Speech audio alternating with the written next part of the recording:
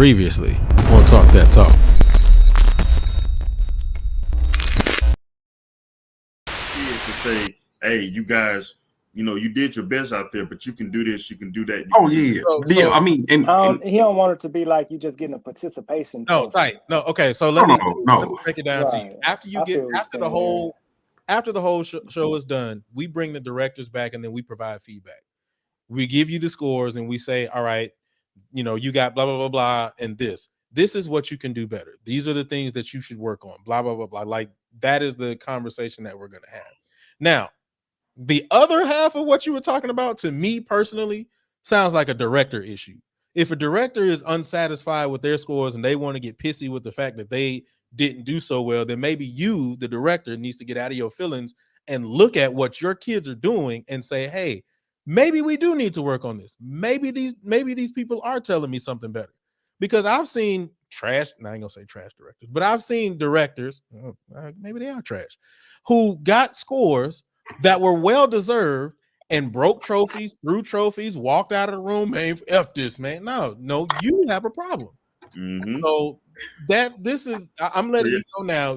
That's exactly what I'm talking about. And that's basically you answer my question. Like, I just wanted to make sure, like, our kids are getting supported and everything like that. Like I said, because I'm big on that. Because I'm the same. When I judge battles, a lot of drum instructors hit me up in the inbox, say, Trice, like, I'm like, because when I judge, I write a whole bunch of comments. And if anybody know, and a lot of people could contest, I write comments as the show goes on. Because I kind of do it like in a DCI situation, like when they're on the field. And it's like, hey, right there, check that snare drum. Look at his left hand. And I'm doing the same thing. It's like, hey, that section was good. On that transition, make sure everybody on the right foot. Because I want to make sure that them kids know next time, like we got to make sure we're on the right foot. Not just, hey, man, y'all did a hell of a show. Which was one of the reasons why I asked that question. Have you been on a panel where they done told you, they done prepped you already? Hey, we want the scores to kind of be right here just so next year this school will come back. Like, we've been in them type of situations. But okay. And that's whack. But I just feel like this, but also we all need an area where we know in certain areas, in urban areas, where, damn, how can I say it? I'm gonna just say it. Like, systemic racism is so goddamn real to where you have schools that you want them to go out and be adjudicated, and they don't have a freaking field. Like, and that's not an excuse, because sometimes as African American, we be like, well, shit, that's just the hand that was dealt to me, and then we leave it at that. I'm not talking about that. Mm-hmm. I'm talking about the band directors such as myself and others that are hungry, that want a triangle trophy from UAL. But I know for a fact, if I take my kids, because how many of y'all know there's certain band directors can't get the field because, number one, the field is not lined, or the field got ant hills, or the football team is on it to dark, and you got to release your kids. Like, I don't know. I feel you. I do feel you, Quan. But just when I was in the band at the same school that you at, we went through those trials and tribulations. But what our band director did was, here's some yarn. You go out there. I'm going to go buy the diesel so we can mark the field ourselves. And I've seen other schools. Reynolds cutting grass every week when we was in our what's her name and marking lines.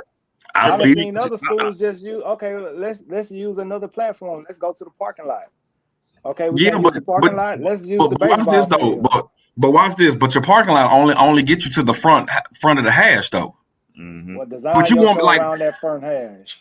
But guess what? Now I have to do a 5 to 7 minute show with the expectation with an adjudicator that don't know shit about my program, don't know shit about my struggle, and I got to do three specific movements on a front of the hash with that.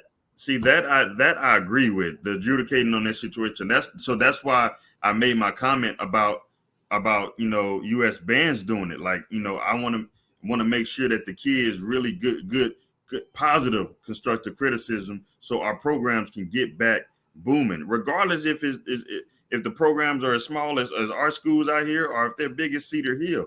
I still want our kids to know that you can be constructive criticized and still, be that. I don't want a situation of, oh man, they trying, Quan ain't got no field out there. Let's give them 1-2-2. No, like, if our kids go out there and have a meltdown, then they need to know that. I don't want, oh man, they tried their hardest. That dance routine was clean though. Come on, man, don't do us like that. But see, I think, the biggest difference for me, and like I said, we can agree to disagree. The difference is when you're getting adjudicated, I'm not even talking about entertaining.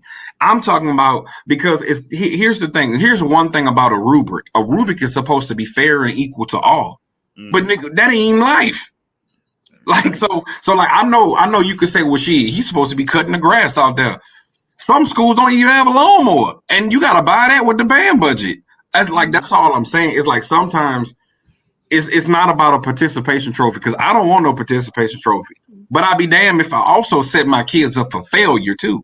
Like as a director, because you're low-key the father or the mother of that program, you got to protect your kids sometimes. And I know for a fact that's why, not saying all, but some people avoid UIL because, number one, and I know that sit on your record for 10 years. And if you try to go to a different situation, the first thing they say in Texas is, what are your scores, bro? Amen. Before anything else, they're not going to say, okay, you was at a low socioeconomic school. You couldn't have band dues. You couldn't have this. You couldn't have that. And I know, like I say, there's like, we as African Americans, we make $1 out of 15 cents. We know that. But it got to be some, and that's why I'm thankful for USA bands, but it got to be some like reality of, you got people that don't have a field. There was a high school that was down here that literally had to walk down the street to go to TSU to practice in their field because they didn't even have one at the time. So that's fair? Like, that's all. That's no, I mean, that's not fair. That's why, like I said, like, I'm hoping USA bands gets that because when we go to UIL, we don't get to go up there and tell them nothing, right? We don't get to go up there and be like, hey, bro, half my kids was failing this last 6 weeks, so they ain't been at practice, but they here now. Like, we don't get to explain that. Like, we don't get to explain like, hey, my kids got to go babysit. Hey, my kids didn't come to practice and everything like that. So, and we don't get to explain number one. So we don't get to explain number one, and then number two, they don't even know what they're looking at second. But see, the thing about it is, some of them schools that go out there and make ones, they deal with the same stuff. I know for sure. When I was at Stephen F. Austin, we dealt with that. We dealt with that too. Now their program is already running, so it's not an excuse or anything like that. And one person missing out of 175 ain't gonna make a big difference. But everybody goes to that trial and tribulation and everything like that. And that's why, I'm so supportive when I see people, like I say, one person I know that's right on the front of my head is Gary Miller over there at Royal. Like, super proud of what he's doing at Royal. Like, with everything that he's doing and what Royal's been doing and just, busting out the mold for what their program can be, regardless of the situation. Like, when we knew Royal, and the people that came from Royal, they were what? Didn't know much. Didn't care. Not at all. Not at all. But really was people that we was like, I don't even know if we even want to deal with y'all. But now, now their kids are seeing and reaping the benefits of hard work and everything in this situation, and it's like, yes, like, them kids gonna get it, regardless of what's going on, regardless of what they feel look like, or regardless of anything. Like, cool. Like, we understand that as Black people, we got to understand that we already, coming in the situation with the glass half full. So I just want to make sure that we ain't drinking dirty water and we still got water up in there, because at the end of